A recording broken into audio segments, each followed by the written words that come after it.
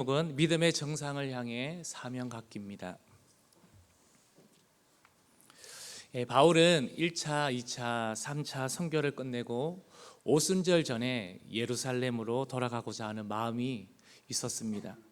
왜냐하면 예루살렘 교회가 이방인들의 헌금을 받아들이므로 이방인 전도를 허용하는 것으로 받아들이는 중요한 일이었기 때문에 그렇습니다.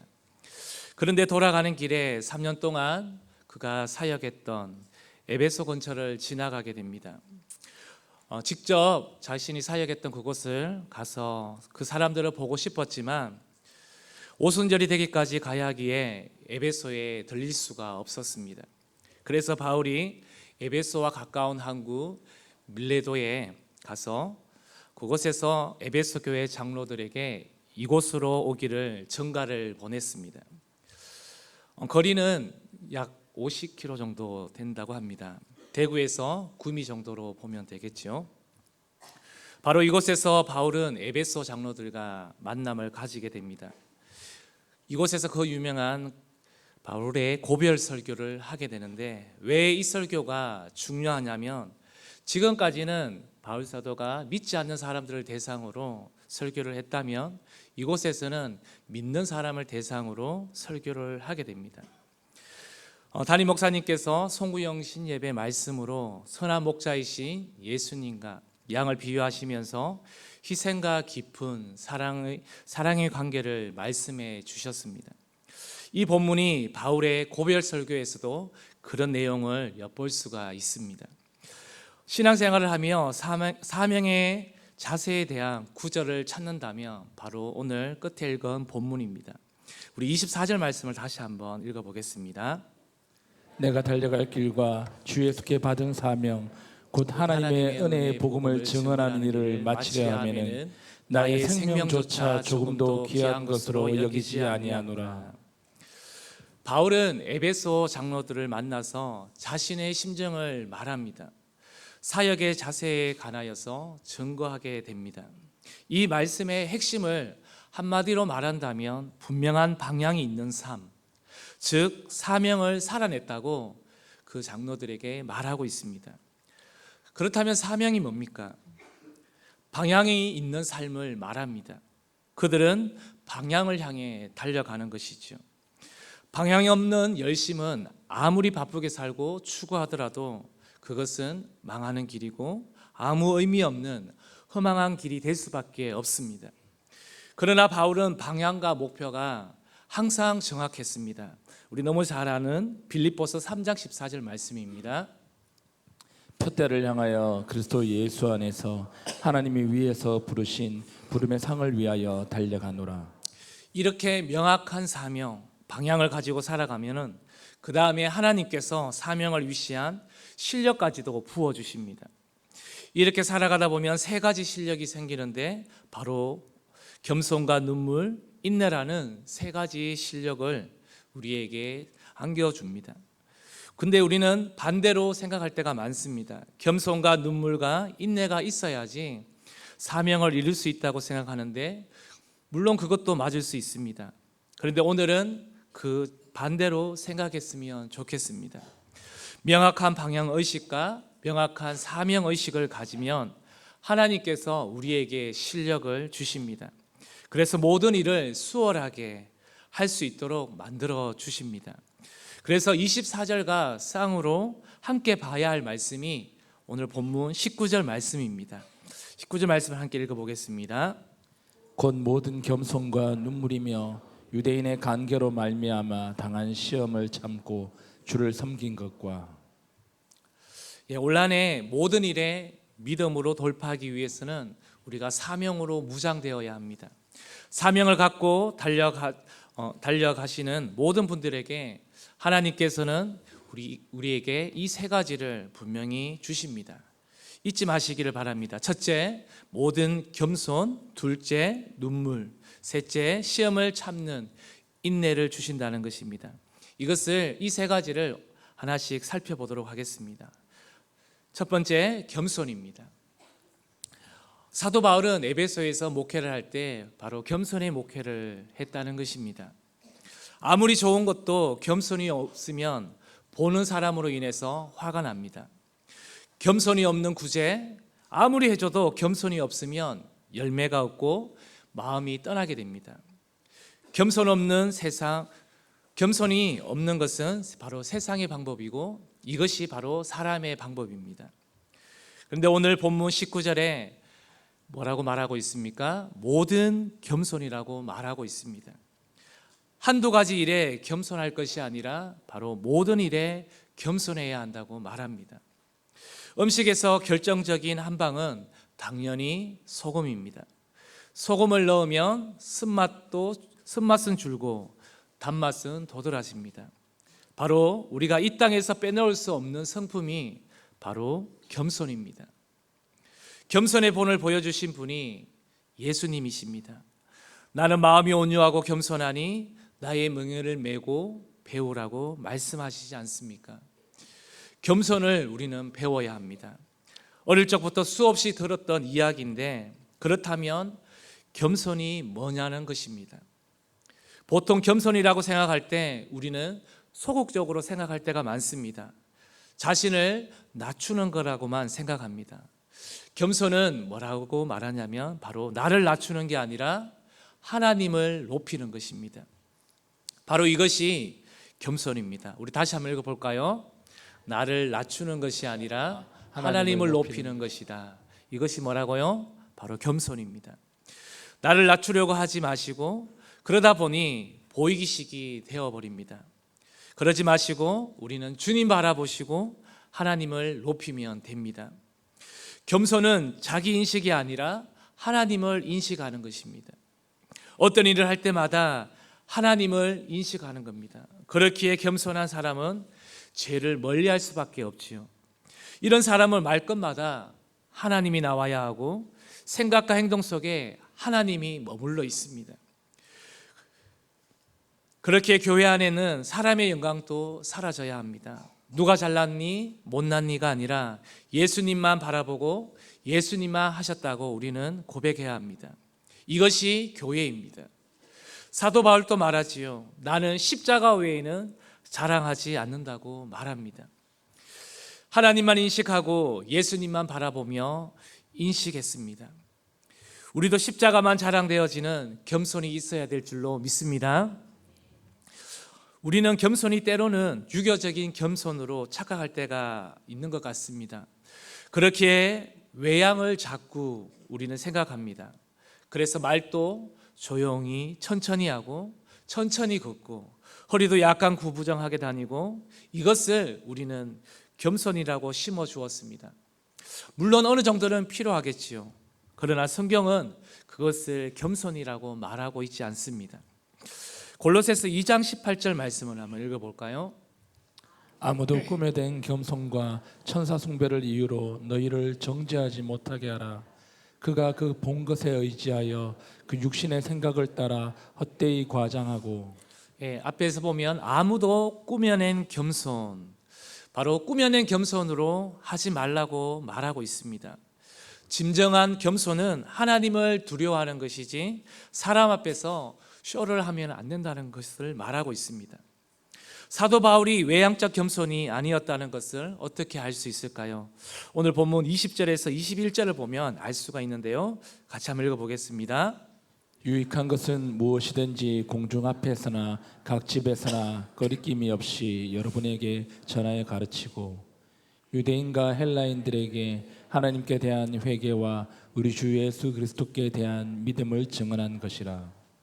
여기에서 유익한 것을 이렇게 말하고 있는데 복음을 말하고 있습니다. 바울은 복음을 어떻게 증거했느냐면 바로 공중 앞에서 그리고 집에서도 그침없이 증거했다고 말합니다. 고분고분 부드럽게 한 것이 아니라 사람 의식하지 않고 어떤 때는 인정 없이 어떨 때는 과감하게 선포하면서 말씀을 증거했다는 것입니다. 이것이 성경이 말하는 겸손한 사람의 특징입니다. 말씀을 준비하면서 바울과 같은 겸손한 분이 우리 교회에도 한 분이 떠올랐습니다. 누구일까요? 바로 담임 목사님이십니다.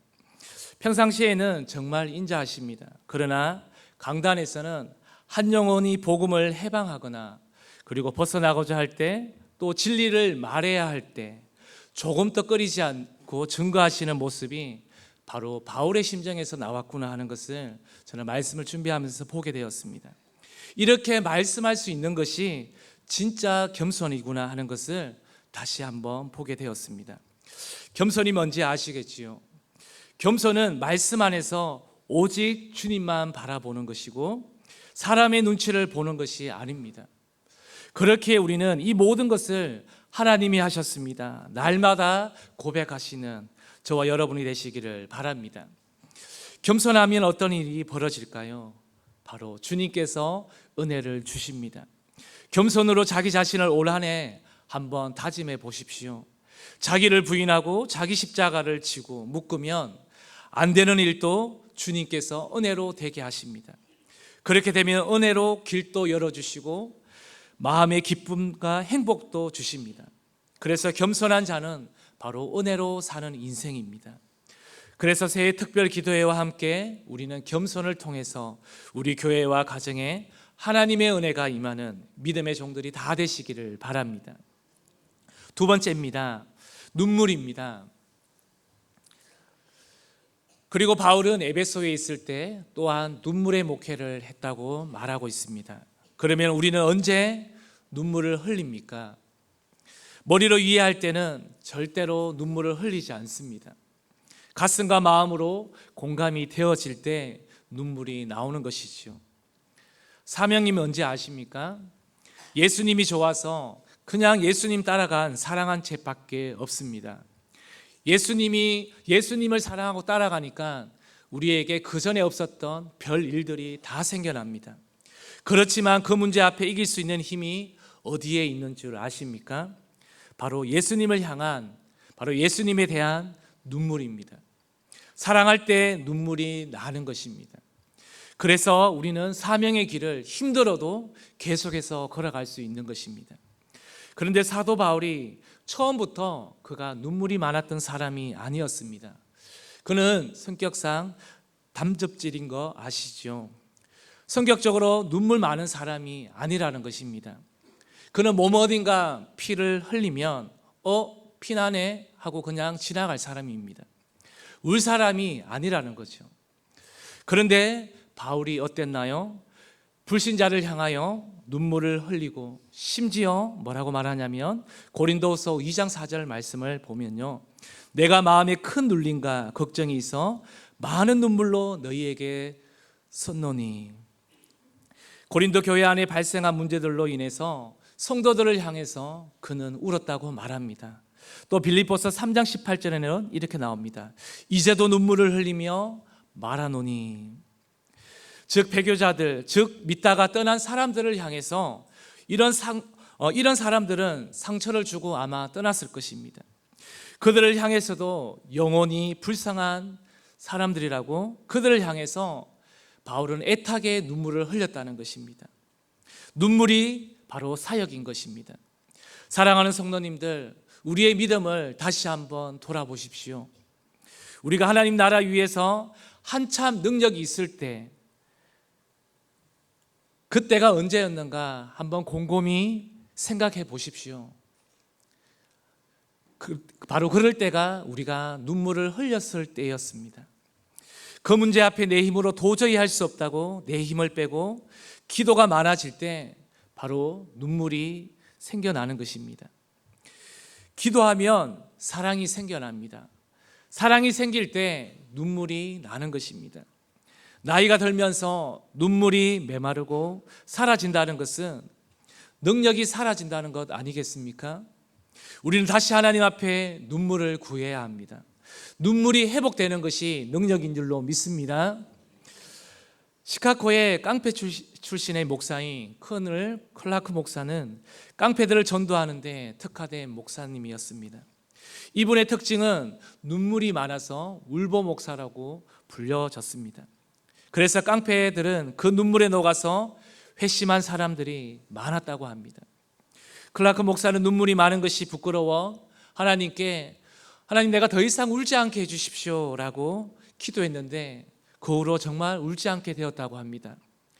그런데 동시에 전도와 능력이 거우로 사라지게 되었다는 것을 그가 느끼게 되었습니다. 그리고 죽게 돌아오는 사람도 중단되어진 것을 보게 되었습니다. 그러자 클라크 목사는 다시 하나님께, 하나님 나에게 다시 한번 그 멈췄던 눈물이 다시 회복되게 해주십시오라고 기도했고, 그 눈물이 회복되고 나니 바로 다시 그 전도와 사람들이 하나님께로 돌아왔다고 말하고 있습니다. 우리 한국교회도 이전에 눈물의 축복을 많이 주셨습니다. 기도할 때마다 나를 위해서 울었고, 불신자를 위해 울었고, 방탕한 자를 위해 울었고, 자기 자신을 위해서 울음이 끊이지 않았습니다. 그런데 지금은 윗세대가 너무 많은 눈물을 흘려주셔서 그런지 지금의 현 세대는 우리의 눈물이 많이 사라진 것 같습니다. 어제도 목사님께서 나라를 위해서 우리가 첫해 한 해를 시작하면서 나라를 위한 기도를 하였는데요, 애국가도 부르면서 우리 가운데 다시 한번 나라와 민족을 위한, 그리고 우리 가정과 우리 교회를 위해서 울 수 있는 마음이 더 많이 생겨나기를 소망합니다. 씨 뿌리는 비유가 복음서에 다 나오는데요, 특별히 누가복음 8장 6절에 보면요, 더러는 바위 위에 떨어짐에 싹이 났다가 습기가 없으므로 말랐고. 왜 말라 죽었을까요? 습기가 없어서 말라 죽었다고 말합니다. 눈물이 없으면 다 말라 죽습니다. 우리의 영혼도 말라 죽게 된다는 것입니다. 우리 영혼이 살려면 아이로부터 작년에 이르기까지 올 한 해 다시 눈물이 회복되어야 될 줄로 믿습니다. 그러면 우리가 끝까지 방향을 잃지 않고 사명으로 믿음의 정상을 향해 달려갈 줄로 믿습니다. 마지막 세 번째입니다. 19절 뒷부분에 뭐라고 나옵니까? 우리 19절 말씀 뒷부분 한번 읽어볼까요? 유대인의 관계로 말미암아 당한 시험을 참고 주를 섬긴 것과. 에베소에서 바로 인내 목회를 바울 사도는 했다는 것입니다. 사랑하면 인내하게 됩니다. 고린도전서에서 뭐라고 나온 줄 아십니까? 고린도전서 13장 4절에 보면요, 앞에 사랑은 오래 참고, 또 고린도후서 12장 12절에는 뭐라고 나오냐면 모든 참음가라고 나옵니다. 사도의 표가 된 것은 내가 너희 가운데서 모든 참음이라고 말하고 있습니다. 사도라는 표 정명이 뭔지 아십니까? 첫 번째, 바로 모든 참음이라고 말합니다. 표적과 기사와 능력을 행하는 것은 사도의 표지가 아니고 바로 모든 참음이라는 것을 사도 바울은 먼저 말하고 있습니다. 오늘 참된 그리스도인으로 살아가는 표지가 첫째는 모든 참음, 바로 인내라고 말하고 있습니다. 모든 참음 뒤에 따라오는 것이 능력이죠. 능력이 먼저가 아니라는 것입니다. 참으면 우리가 끝까지 달려갈 수 있습니다. 2024년도 우리가 끝까지 참고 인내했기에 바로 우리가 승리할 수 있었고, 또한 2025년을 우리가 이렇게 기쁨으로 맞이할 수 있는 것 아니겠습니까? 하나님의 성품 가운데 제일 좋은 성품이 성실입니다. 그런데 성실이란 제일 비슷한 게 바로 인내라는 것입니다. 성실해야 우리는 끝까지 갈 수 있습니다. 하나님이 가장 닮은 모습이 인내하는 모습입니다. 그래서 끝까지 어떤 일을 마무리 짓는 사람들을 보면 모두가 인내하는 사람입니다. 하나님께서는 그에게 능력을 주신다고 말씀합니다. 우리 로마서 3장 4절 말씀을 한번 읽어볼까요? 다만 이뿐 아니라 우리가 환난 중에도 즐거워하나니 이는 환난은 인내를, 인내는 연단을, 연단은 소망을 이루는 줄 알미로다. 네, 환난을 인내로 극복해낼 수 있는 사람만이 그 다음에 무엇이 생긴다고 성경은 말하고 있습니까? 연단이 있다고 말합니다. 연단은 무엇입니까? 바로 강해진다는 뜻을 갖고 있습니다. 그리고 나면 강해지고 나면 하나님께서 강해진 그 후에 소망을 갖게 해주신다는 것입니다. 우리가 이 땅에서 진짜 필요한 게 연단과 소망이 아니겠습니까? 바로 그것이 성도들을 강하게 만들고 최종적으로 다 구원시키는 소망입니다. 그래서 우리 앞에 오는 수많은 환난과 아픔을 무엇으로 우리가 이겨낼 수 있겠습니까? 올 한 해도 우리가 어떤 일이 일어날지 우리가 어찌 알 수 있겠습니까? 내일이 또 오늘 이 새벽 기도를 마치고 돌아가는 순간에도 무슨 일이 일어날지 우리는 아무도 알 수 없습니다. 장담할 수 없습니다. 우리의 머릿속에 수많은 계획들을 우리가 프로젝트를 짜고 있겠지요. 그러나 그것도 하나님께서 도와주시지 않으면 우리가 어떤 것도 해낼 수가 없다는 것입니다. 인내를 장착한 사람만이 방향과 사명 가지고 가는 사람의 마지막 모습이 된다는 것을 잊지 마시기를 바랍니다. 인내가 있어야 끝이 좋습니다. 오늘 말씀을 마무리하겠습니다. 믿음의 정상을 향해 우리가 달려가기 위해서는 우리가 붙들어야 하는 것은 바로 사명을 갖는 것입니다. 그것을 오늘 본문을 통해 사도 바울이 보여준 바로 사명의 태도, 예수님께서 나에게 맡기신 일을 위해 목숨이 조금도 아깝지 않다고 했지 않습니까? 우리 2025년 우리 아이들부터 작년에 이르기까지 우리가 각자의 삶의 터전이 있을 것입니다. 아이는 아이들대로, 어른은 어른들대로 각 가정에서, 각 일터에서, 또 각 학교에서, 교회에서 어떤 곳에서라도 우리는 사명 감당하기 위해서 겸손하시기를 바랍니다. 예수님처럼, 바울처럼 영혼을 향해서 우리가 메말랐던 눈물에 하나님 다시 한번 눈물이 회복되게 하여 주옵소서 기도하시기를 바랍니다. 그리고 어떤 상황 속에서도 포기하는 자가 아니라 인내하며 묵묵히 버텨내시기를 바랍니다. 그러면 우리를 지으신 하나님께서 우리를 가만히 두시겠습니까? 바로 우리의 눈물을 닦아 주시리라 믿습니다. 그러면 우리가 올 한 해 또 기쁨과 소망으로 달려가게 될 것입니다. 그러면 우리는 믿음의 정상을 향해서 사명 감당함으로 하나님께서 잘했다, 칭찬받아 거룩한 우리가 하나님의 종과 신부가 되시기를, 다 되시기를 축복합니다. 우리 함께 기도하겠습니다.